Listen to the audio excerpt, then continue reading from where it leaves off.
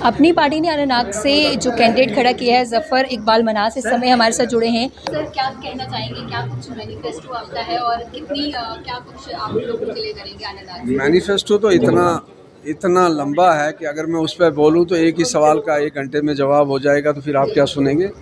सीधा साधा मैनिफेस्टो मेरा पहला ये है कि मैं इस बात पर यकीन भी रखता हूँ और अब उम्र के इस स्टेज पे इस नतीजे पे पहुँचा हूँ कि जम्मू कश्मीर में रियल डेमोक्रेसी जो है उसको कभी भी ग्रास रूट लेवल पे मौका नहीं मिला। यानी हमारे जम्मू कश्मीर के जो उस वक्त के सबसे पॉपुलर लीडर थे और जिन्होंने महाराजा के ख़िलाफ़ उस वक्त हमें ये लोगों से कहा कि मैं तुम्हें आज़ादी दिला रहा हूँ, तो उन्होंने जो पहले इलेक्शन हुए तो 72 की 72 सीटों पे उन्होंने किसी भी कैंडिडेट को फॉर्म भरने नहीं दिया।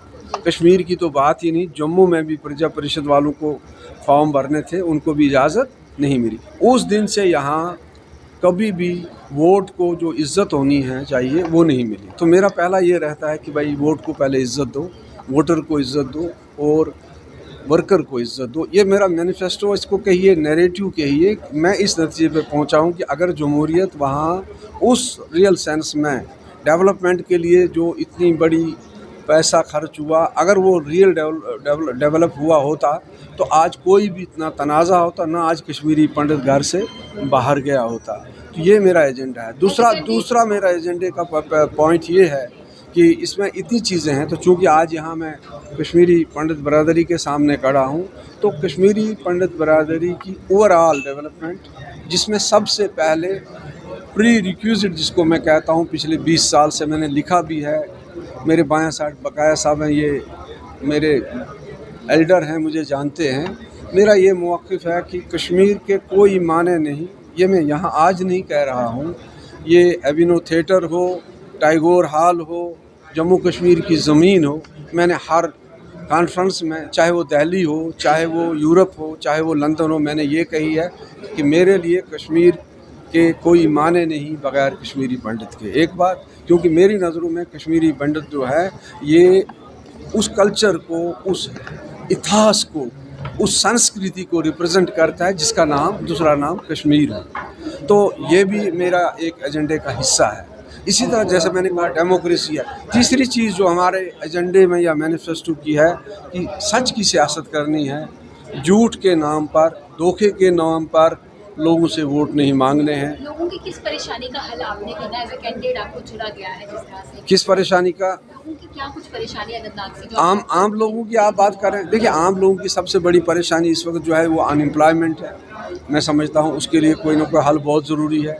कहीं कहीं जहाँ टेररिज्म है, जहाँ वायलेंस है, तो अगर आप लोगों की परेशानियों को तकसीम करेंगे तो जो परेशानियाँ बॉर्डर वालों की हैं वो शायद जम्मू या श्रीनगर सिटी की नहीं है। तो बॉर्डर वाले से आप कहेंगे तो वो कहेगा मुझे बंकर बना के दे दो, वो नौकरी नहीं मांगेगा। तो ये मल्टीपल परेशानियां हैं। तो ओवरऑल एक जो एमपी है, खासकर जो एरिया मुझे दिया गया है रिप्रेजेंट करने के लिए, उसमें राजौरी, पुंछ और साउथ कश्मीर है। तो ये बीच का जो एरिया है, साउथ कश्मीर और मुगल रोड के रास्ते से जो ये सारा आता है, तो ये इसमें इतनी वाटर बॉडीज़ हैं, ये टूरिज़्म का हब बन सकता है अगर इसको डेवलप किया जाए यूरोपियन पैटर्न पे।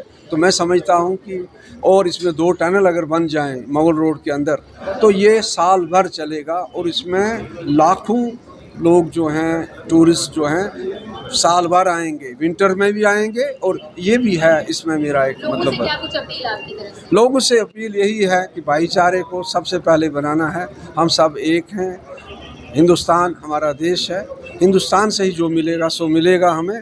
उससे बाहर हम जब भी जाएंगे उससे तबाही व बर्बादी होगी। और ये है कि कोई भी एक्सक्लूसिवनेस, टोटलिटेरियनिज्म जो है वो किसी भी सोसाइटी को ज़िंदा नहीं रख सकता है। हमें एक दूसरे पर निर्भर करना होगा, एक दूसरे का आदर करना होगा, एक दूसरे के हुकूक की जो है इज़्ज़त करनी होगी। मेरा यही पैगाम है।